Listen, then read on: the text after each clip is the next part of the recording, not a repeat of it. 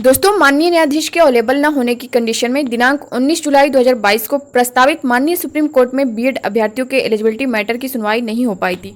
इस मामले के लंबित होने से लाखों अभ्यर्थियों का भविष्य दांव पर लग गया है। क्या है पूरा मामला, जानेंगे इस वीडियो में। आप लोग प्लीज वीडियो के लास्ट तक बने रहिएगा।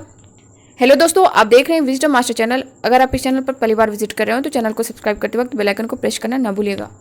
दोस्तों, जैसा कि आपको ज्ञात होगा, उत्तर प्रदेश समेत पूरे देश भर में इस समय बीएड डीएलएड एडमिशन की प्रक्रिया चल रही है। जहां उत्तर प्रदेश की अगर मैं बात करूं तो बीएड में प्रवेश के लिए आवेदन हो चुके हैं और इसके लिए प्रवेश परीक्षा भी हो चुकी है और बहुत जल्द इसके प्रवेश परीक्षा के रिजल्ट की घोषणा भी होनी है। और अगर डीएलएड में एडमिशन की अगर हम बात करें तो दिनांक 25 जुलाई 2022 को आवेदन की जो लास्ट डेट है डीएलएड की, अब माननीय सुप्रीम कोर्ट के द्वारा अगर 19 जुलाई 2022 को सुनवाई हुई होती और किसी के फेवर में अगर फैसला आ गया होता, अभ्यर्थी कंफ्यूज्ड नहीं होते कि भविष्य में जाके उनको बीएड में प्रवेश लेना है या फिर डीएलएड में प्रवेश लेना है।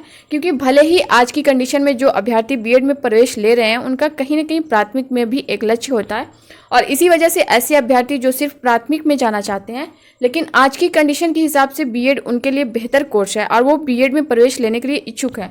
अगर मान लीजिए 1% भी अगर ये मान लिया जाए कि दिनांक 19 जुलाई 2022 को सुनवाई नहीं हो पाई और अगर भविष्य में ये सुनवाई होती है और बीएड के अगेंस्ट में अगर फैसला आता है, तब तक एडमिशन की प्रक्रिया समाप्त हो चुकी होगी। तो ऐसे अभ्यर्थियों के पास फिर डीएलएड में प्रवेश के लिए ऑप्शन ही नहीं बचेगा। और अगर 19 जुलाई 2022 को सुनवाई कंप्लीट हो गई होती और कुछ फैसला आ गया होता तो अभी 25 जुलाई 2022 तक का लास्ट डेट है डीएलएड में आवेदन करने के लिए। तो अगर आप सेफ तरीके से रहना चाहते हैं तो भले ही आप बीएड में प्रवेश के लिए आवेदन ज़रूर किए होंगे, लेकिन आप डीएलएड में भी आवेदन ज़रूर कर दीजिएगा।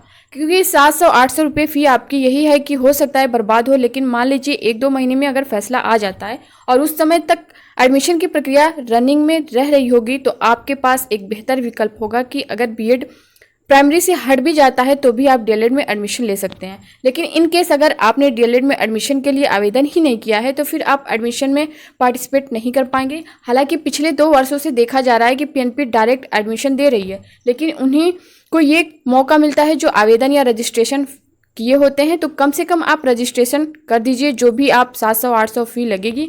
फ्यूचर में आपके पास ऑप्शन तो रहेगा, अगर माननीय सुप्रीम कोर्ट के द्वारा 1-2 महीने के अंदर कुछ इस प्रकार का फैसला आ जाता है तो आप डीएलएड में प्रवेश ले सकते हैं, अगर एकमात्र लक्ष्य आपका प्राथमिक है उस कंडीशन में।